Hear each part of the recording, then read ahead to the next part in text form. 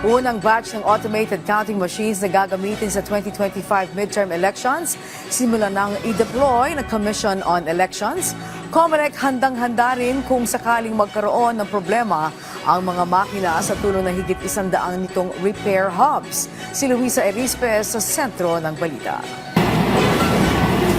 Eksaktong 12:01 ng madaling araw kanina, bulto-bulto nang inilabas sa warehouse ng Commission on Elections ang mga automated counting machines para dalhin sa regional hubs sa iba't ibang bansa.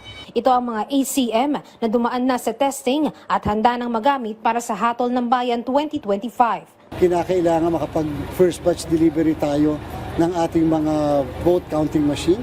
Kinakailangan kasi nasusunod yung ating pong pagdi-deliver na eksaktong oras at schedule upang hindi tayo ma-delay. Kasi alam natin, 49 na araw na lang ay eleksyon na. Aabot sa 3,700 na ACM ang unang idineploy ng COMELEC. Diretso ito sa mga regional hubs sa Kidapawan, Zamboanga, Iligan at susunod naman ay sa Caraga. Sabi ng COMELEC sa pagde-deploy, una ang malalayong lugar para tiyak na walang aberya. Yung mga mauuna, yung mga malalayo para kung sakasakali na magka-aberya, at least secure na naandon sa mga hub natin. Sakto lang naman anya ang panahon para ma-deploy ang lahat ng makina sa buong bansa bago ang gagawing final testing and sealing sa munisipalidad at presinto. Kapag naman natapos na ang first batch, magde-deploy din ng COMELEC ng mga contingency machines sa kanilang mga repair hubs para kung may magkaproblemang makina sa panahon ng botohan, may nakahanda pang mga ACM. Ngayon po, for the first time, meron din tayong 110 repair hub sa buong bansa. Dati ang repair hub natin sa Santa Rosa lang. Bukod naman sa Pilipinas, nagpapadala na rin ang COMELEC ng mga makina sa mga bansang magsasagawa ng postal voting.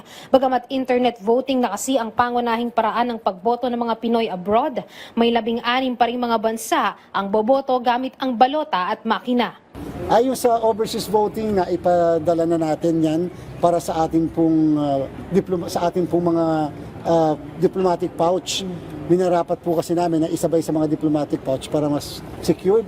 Samantala, kahapon, kinwestiyon ng PDP laban sa Korte Suprema ang internet voting na ipatutupad ng COMELEC. Pero sabi lang dito ng poll body, handa silang sagutin ito sa Korte Suprema. Sinasabi nila walang batas. Ang aming pong interpretasyon, yung pong Republic Act 10950, yung mismong amendment sa mismong batas natin patungkol sa overseas voting, ay nagsasabi na ang COMELEC can venture on other mode or modes of voting.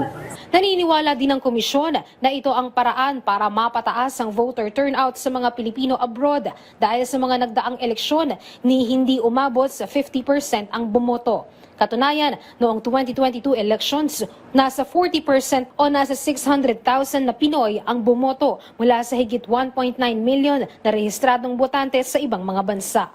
Luisa Erispe para sa Pambansang TV sa Bagong Pilipinas.